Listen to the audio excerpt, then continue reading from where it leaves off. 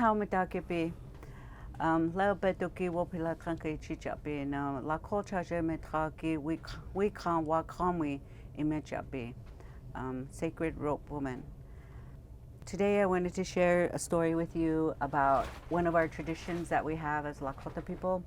Sometimes it's been talked about, and then even in the educational settings when I took some classes, they were telling us that our people didn't practice this tradition anymore. But as a student in that classroom, I had to raise my hand and I was like, excuse me, we still do in the Native American church way. It's a keeping of the soul, and it's really sacred. And how we say in our language, it's wakha, it's holy.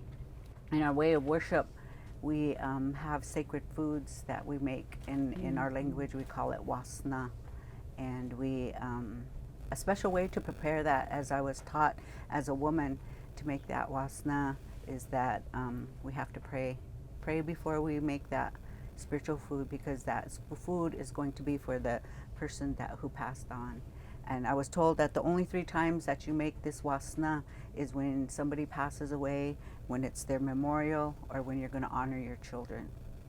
And so when that food is made during the ceremony, at the time, like at 3 o'clock in the morning, that food, we put it in a special container, and then the person that takes that food and puts it in the casket with that person is the person that's going to carry that spirit.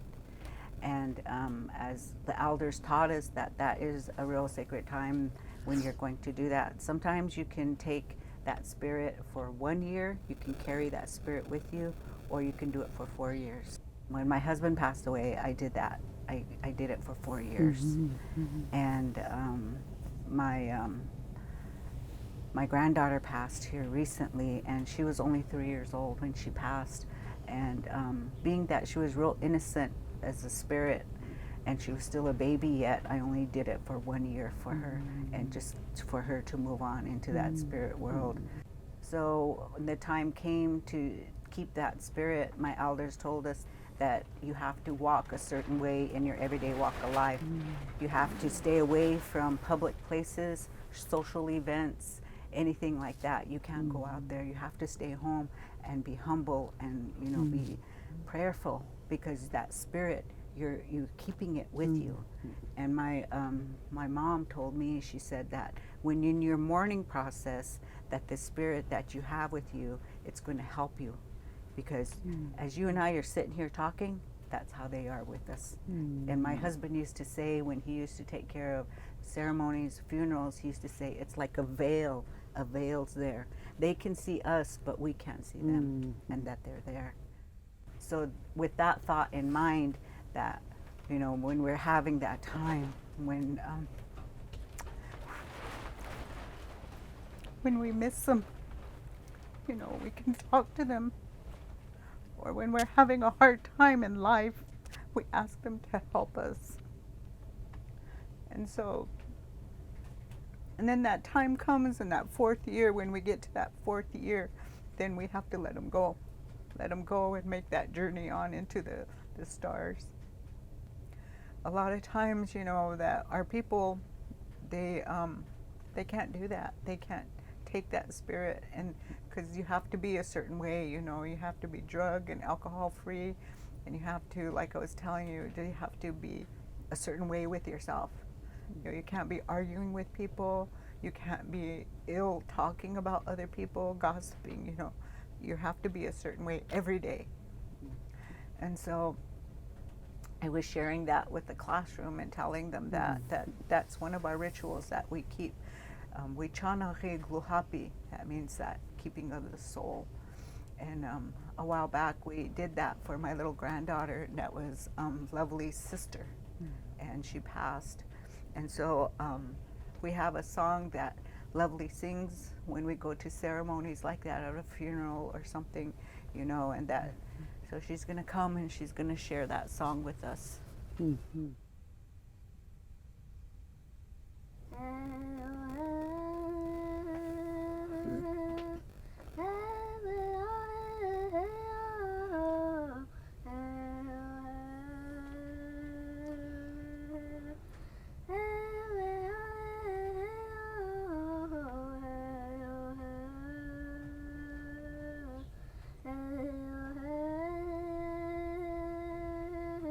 Remember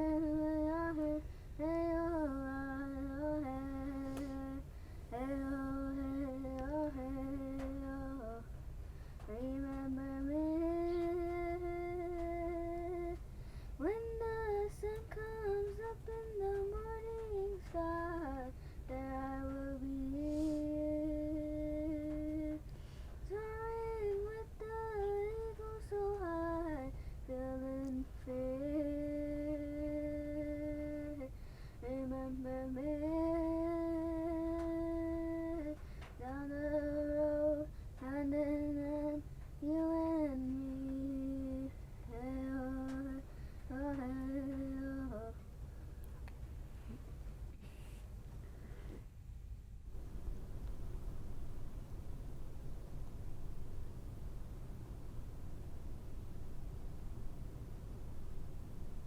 I wanted to share something with the people. My older sister shared this about our spirit, that when we're out in traveling or out having a good time, we always call our spirit back. Like if we have Lakota names or you have your own native tongue name, to call your spirit back 4 times. Say it 4 times so you bring that spirit back to you and that it won't be lost out there. Like earlier, the lady was talking about lost souls, like that. And that people sometimes, when they don't have their spirit with them, they're over there looking for their spirit, and they're looking at it in the wrong places with drugs, alcohol, relationships, or something like that. And so, it's really important to call your spirit back to you like that. So that's about all I wanted to share.